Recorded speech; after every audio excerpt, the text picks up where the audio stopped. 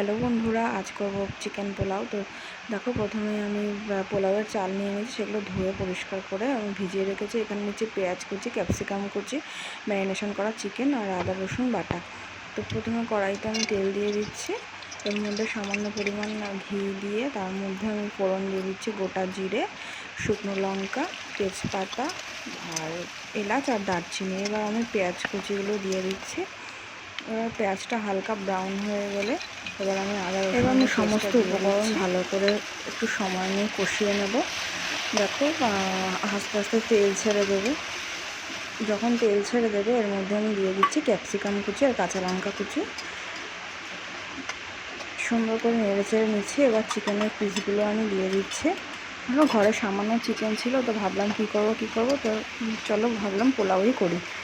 তো এগুলো সমস্ত উপকরণ আমি সুন্দর করে কষিয়ে নেওয়ার পর এর মধ্যে আমি হলুদ বা পরিমাণ মতো নুন, সামান্য পরিমাণ গোলমরিচ গুঁড়ো, কাশ্মীরি রেড চিলি পাউডার আর চিকেনের যে গরম মশলাটা হয় সেই গরম মশলাটা দিয়ে আমি সুন্দর করে ভালো করে কষিয়ে নিচ্ছি একটু সময় ধরে। দেখো, খুব সুন্দর কিন্তু কালার চলে এসছে আর তেলও ছেড়ে দিয়েছে। দেখো, ওগুলো কষানো হয়ে গেলে এবার আমি চালগুলো দিয়ে দিচ্ছি। চালগুলো দিয়ে এবার আমি আরেকটু কষিয়ে নিচ্ছি। নেওয়ার পর এরপর আমি পরিমাণ মতন এতে জল দিয়ে দেবো। জল দিয়ে ঢেকে দেবো যতক্ষণ না চালটা সেদ্ধ হচ্ছে। তোমরা মাঝে মাঝে একটু চেকও করতে পারো।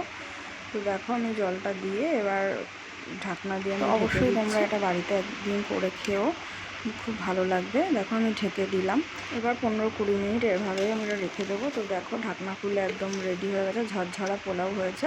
তো নামানোর আগে আমি এতে সামান্য পরিমাণ চিনি, গরম মশলার গুঁড়ো আর 2 চামচ ঘি দিয়ে এটা আমি সুন্দর করে আরেকবার নাড়িয়ে এটা সার্ভ করে দেবো। ব্যাস, রেডি হয়ে গেল চিকেন পোলাও।